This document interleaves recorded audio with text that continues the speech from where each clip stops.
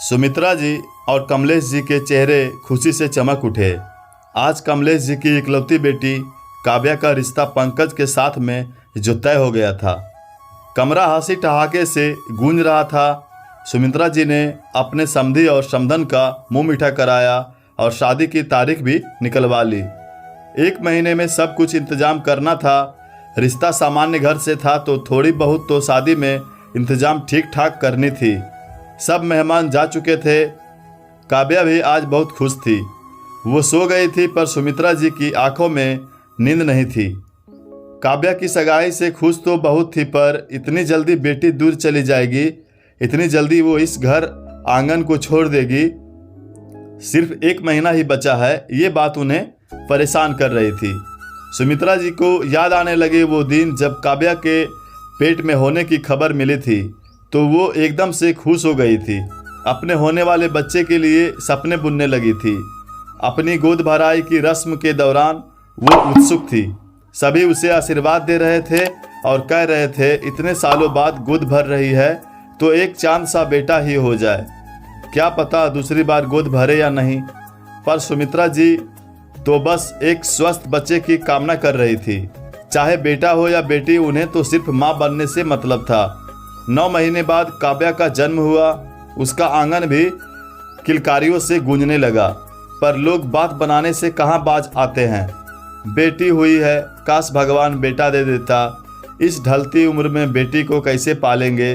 बेटा होता तो सहारा मिल जाता, कमा कर खिलाता, अपने पास भी रखता। पर दुर्भाग्य को कौन बदल सकता है। कल जो समाज सुमित्रा जी के गर्भवती होने पर बधाई दे रहा था, आज वही समाज उनके बेटी होने पर दुख जता रहा था। पर वो दोनों समाज की बातों को नज़रअंदाज करके बस अपनी बेटी के पालन पोषण में लगे गए थे। दोनों अपनी बेटी काव्या में ही अपनी खुशियां तलाश करने लगे। काव्या के हंसने, बोलने, चलने, अटखेलियां करने पर उन्हें खुशी का एहसास होता था और यही खुशी उसके जीवन की पूंजी थी। इसी तरह दिन बीत रहे थे। काव्या पढ़ाई में होशियार थी, हर गतिविधि में बढ़ चढ़कर हिस्सा लेती थी। उसे काफ़ी पुरस्कार मिलते थे। सभी कहते थे कमलेश जी की बेटी इनका नाम रोशन करेगी। काव्या का नाम भी स्कूल में हर ओर गूंज रहा था। अब उसने आगे इंजीनियरिंग की पढ़ाई शुरू कर दी थी। कोचिंग क्लासेस की फीस बहुत महंगी थी, फिर भी कमलेश जी ने जैसे तैसे इंतजाम किया था। इधर उधर से कर्ज लेकर बेटी को पढ़ाया और बेटी की पढ़ाई पूरी होते होते वो रिटायर हो गए, क्योंकि काव्या का जन्म उसकी शादी के 15 सालों के बाद हुआ था। अब वो दोनों थकने लगे थे, पेंशन भी आधी मिलने लगी थी, पर खर्चा चलाना बड़ा ही मुश्किल था। घर पहले ही गिरवी रख चुके थे। इन सब के बीच खुशखबरी आई कि काव्या का अच्छी कंपनी में प्लेसमेंट हो गया है और अब वो अच्छा कमाने लगी है। काव्या की कमाई से सहारा मिलने लगा। कुछ समय बाद उसके लिए रिश्ते आने लगे, पर उसे अपने साथ ही काम करने वाले पंकज से शादी करनी थी। दोनों एक दूसरे से को बहुत पसंद करते थे और शादी करना चाहते थे। पंकज भी सामान्य परिवार से संबंध रखता था। उसने अपने घर वालों को बताया तो उन्होंने काव्या से मिलने की इच्छा जताई। जब काव्या से मिले तो वो एक बार में ही उन्हें पसंद आ गई और दोनों के रिश्तों पर परिवार वालों ने मुहर लगा दी।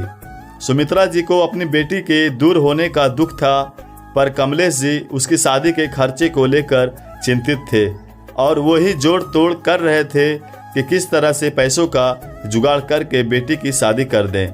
पंकज के परिवार वालों की कोई मांग नहीं थी, पर कमलेश जी चाह रहे थे कि बेटी के ससुराल वालों का स्वागत तो अच्छे से किया जाए। अगले दिन रविवार था।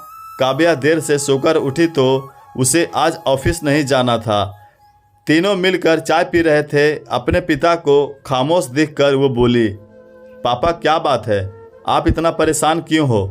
कुछ नहीं बेटा, वो शादी को लेकर थोड़ा सा परेशान हूँ, पर सब हो जाएगा, तू चिंता मत करना। हाँ पापा, सब हो जाएगा, आप चिंता बिल्कुल मत करिए।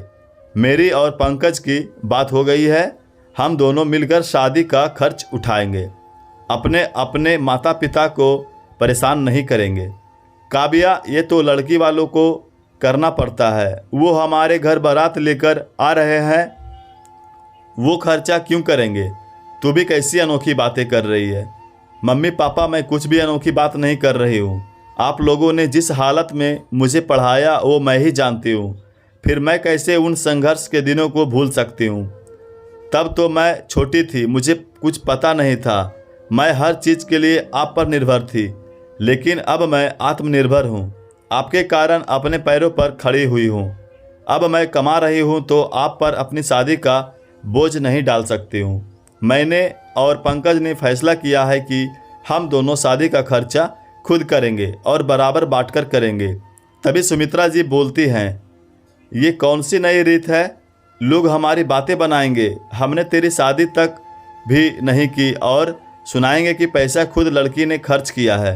हमें तो पाप लगेगा। दामाद जी क्या सोचेंगे? सुमित्रा जी चिंतित होने लगी। मम्मी, कोई कुछ सोचेगा तो सोचने दो। पंकज और मैंने मिलकर तय किया है, हम अपनी शादी का खर्चा खुद उठाएंगे। अपने अपने मम्मी पापा को जरा भी परेशान नहीं करेंगे। लेकिन ये तो माता पिता का कर्तव्य होता है कि वो बच्चों को पढ़ाए लिखाए और उनकी शादी कराए। मम्मी, वो पहले का ज़माना था। आप भी अपनी सोच बदलो। आपके बच्चे अपने लिए कुछ करने जा रहे हैं तो आप तो उन्हें आशीर्वाद दो।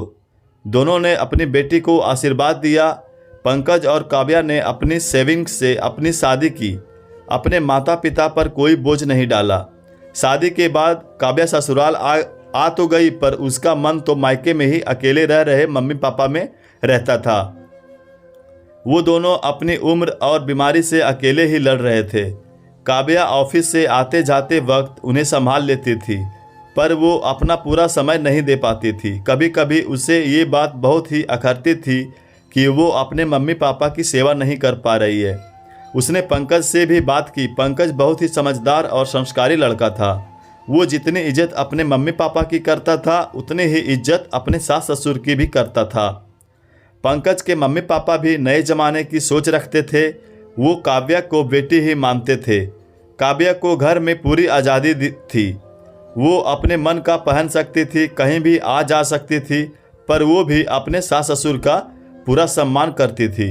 एक रात को काव्या सोई थी कि अचानक से फ़ोन बज उठता है। उधर से सुमित्रा जी थी, लगातार रोए जा रही थी। कमलेश जी अचानक से बेहोश हो गए थे। शायद लकवे का अटैक आया था। रात को दोनों ही भागकर घर गए और उन्हें अस्पताल में भर्ती करवाया। डॉक्टर ने इलाज शुरू कर दिया और काफ़ी हिदायतें दी। 2-3 दिन अस्पताल में रखा गया। दोनों ही घर से ऑफिस और अस्पताल के चक्कर लगा रहे थे। पंकज भी एक बेटे के समान भागदौड़ी कर रहा था और अपने सास ससुर की सेवा में लगा हुआ था। कुछ दिनों बाद अस्पताल से छुट्टी मिल गई। सुमित्रा जी के साथ वो घर आ गए। सुमित्रा जी खुद थकी हुई सी रहती थी। उनके भी घुटनों और जोड़ों में दर्द रहता था। वो भी ज़्यादा भागदौड़ नहीं कर पाती थी और अब घर भी बिकने वाला था। घर के गिरवी होने के बारे में उन्होंने काव्या से छिपा रखा था। एक दिन पंकज ऑफिस से घर आया और काव्या से कहने लगा कि उसका दोस्त एक घर खरीद रहा है जो बिकने वाला है। काव्या हंसकर बोलती है, तो अच्छा है, हम नए घर की पार्टी में चलेंगे। काव्या, वो तुम्हारा घर खरीद रहा है जो बैंक नीलाम करने जा रहा है। ये सुनते ही काव्या के पैरों से ज़मीन सरक जाती है। लेकिन पापा ने तो मुझे घर के बारे में कभी भी कुछ नहीं बताया। तुम चिंता मत करो, सब ठीक हो जाएगा, पंकज ने उसे दिलासा दी। काव्या, हम मम्मी पापा को अपने घर ले आते हैं, सब मिलकर साथ रहेंगे। तुम्हारी भी भाग दौड़ी नहीं होगी और हम दोनों मिलकर सबकी सेवा कर देंगे।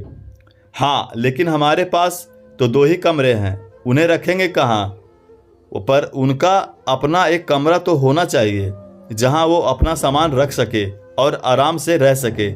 हम भी बैंक की नीलामी में वो घर खरीद सकते हैं, पर हम उसे बिक जाने देते हैं और ये घर बेचकर इसमें कुछ पैसे मिलाकर नया घर ले लेते हैं।